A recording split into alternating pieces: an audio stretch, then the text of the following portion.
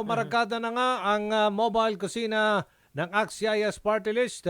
At unang tinungo niyan ang labas ng Baclaran at Quiapo Church kung saan binigyan ng libreng sopas pangtawid gutom ang mga kababayan nating nagugutom doon. Narito po at panoorin natin ng report.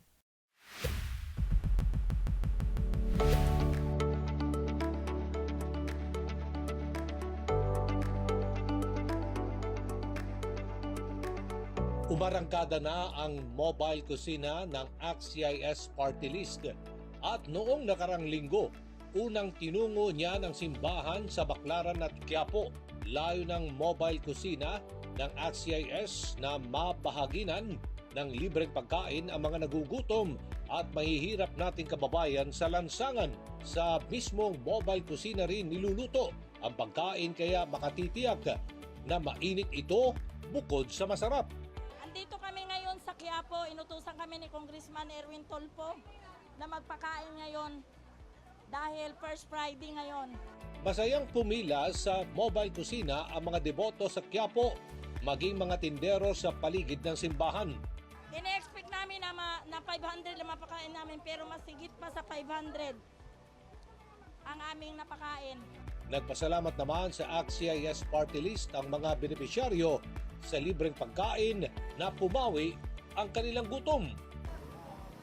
Salamat sa sopas. Thank you. Salamat. Maraming salamat sa pagsopas nyo. Maraming po salamat. Thank you po. Masarap po. Kahit paano, napawi ng gutom namin. Salamat, marami. Mabuhay po kayo.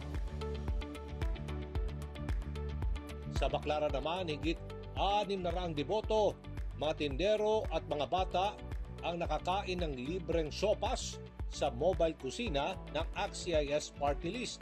Thank you po sa pasopas niyo po. Maraming salamat po. Thank you. Sana po marami pa kayong matulungan na mahirap. Salamat po.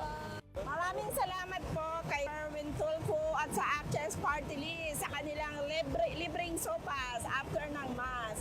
Kaya mapawi ang gutom. Thank you so much. God bless us all. Sa kabuuan, nasa 1,200 ang nakatikim ng libreng pagkain sa mobile kusina ng ACT-CIS Party List.